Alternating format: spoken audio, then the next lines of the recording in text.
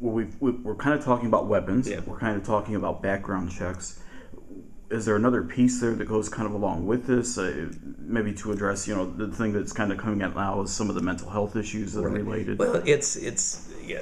I mean, when I talk about gun regulations, I'm usually talking about, first of all, some guns probably shouldn't be available to the general public, like these high capacity magazines, like these fully automatic weapons, like the 50 caliber sniper rifles.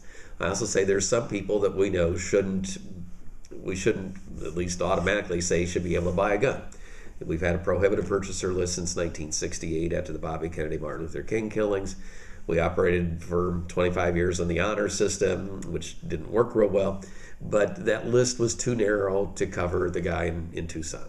So I think we need to revisit who's on the list, whether it's in terms of being mentally dangerous, or in terms of showing other signs of dangerousness, drug abuse, that sort of thing. So we got to revisit who is covered as a prohibited purchaser. Then we need to cover how the background check system works. What are the definitions that get you into the system? How we encourage the states to send in this information. I mean, what went wrong at Virginia Tech is different than what went wrong in Tucson. In Tucson, no laws were broken. In Virginia Tech, the guy was a prohibited purchaser. The shooter was a prohibited purchaser. He bought his gun at a gun store. He passed the background check. He passed the background check because Virginia never sent the record in to the background check system. Most states do a lousy job of sending records in, particularly mental health records. When Virginia Tech happened, Indiana sent in 0 records of mentally dangerous people. They have since sent it in 1, and we kind of wonder how that happened. It was some doctor who knew the person had been found by a court to be a danger, sent it in. That was right after Virginia Tech. Indiana's now sent in some records, but we need to have the states do a better job. If we can all agree that someone who's mentally dangerous shouldn't be able to go in and just easily buy a gun, then we need to make sure that our court system and our criminal justice system and our mental health system gets those records into the database. Otherwise, they're going to be able to buy a gun. So that's, one part of it is the definition of who shouldn't buy the gun. The other is getting those records in the system. And the last part is requiring a background check on almost every gun sale. Right now in Indiana, you can go to the gun show at the Allen County Memorial Coliseum, and if you find the table of the, quote, private seller, he's not required to do a background check. And I've got a person on staff who's gone to gun shows around the country. This person on the staff, he was shot 4 times at Virginia Tech. He's been able to go to gun shows and basically, with a friend who lives in the state, we don't want to break any laws, been able to buy guns without doing any background check, without showing a driver's license, with just saying, hey, I'm okay, I left my license in the car, can I get that? And the guy will say, $400 cash, you're out the door. It's that easy to get guns in this country. And that's the sort of thing we ought to be looking at, strengthening that whole background check system. The other part, though, is strengthening law enforcement's ability to crack down on the illegal trafficking. Every gun in this country starts out as a legal product. I mean, it's not like drugs. I mean, that's starting out as an illegal product most cases. Starts out as a legal product. How does it end up in the hands of the gangbangers?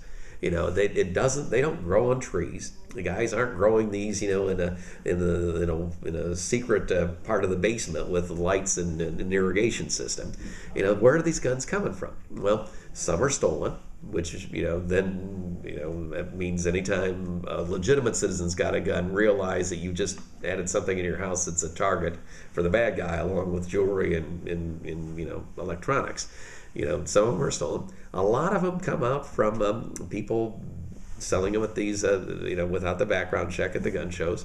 So a lot of them are some corrupt gun dealers. I mean, most gun dealers are fine. Last time there was records on this, it was like 1% of the gun dealers in the country, or you can have 60% of the guns found at crime scenes traced to that 1%. But right now, law enforcement, the Bureau of Alcohol, Tobacco, and Firearms, has very few resources available to crack down on the illegal trafficking in guns. They don't have a full-time head of ATF. They haven't had one for 5 years. They don't have anyone to fight for the budget stuff. They're not allowed to require an inventory, even though we recently released a study showing that 56 guns are, quote, lost every day in this country by gun dealers. At least 56. That's based just on surveying 20% of the gun dealers. they're not losing them. They're selling them under the table, out the back door without background checks is what's going on in most of these cases. We need ATF to crack down on this. Right now, their hands are tied. They can't require the inventories. They can't release the information on which gun dealers are traced to has guns found at crime scenes traced to them. It's hard for them to do much of anything.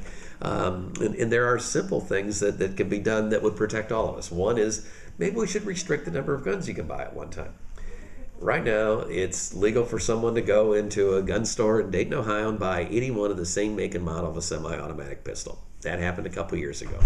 Is anyone surprised that this wasn't for his personal collection, wasn't for his collection, or wasn't for his personal protection? What do you think the guy who buys 81 of the same make and model of a semi-automatic pistol does with them? Sells it out of his trunk. And those guns ended up being used in bank robberies, killing a police officer and others in the northeastern states. That's what happens. Now, if you limit the number of guns you can buy at once, sure. The dedicated bad guy will go to gun store to gun store to gun store, or wait month after month after month. But right now, we make it easy to them. We don't make them wait at all.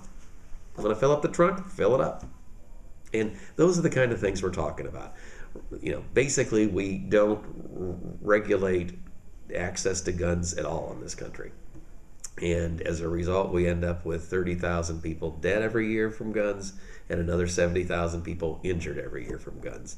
And that affects our neighborhoods, our friends, our communities. That adds to our healthcare costs. But why we do something about it is amazing.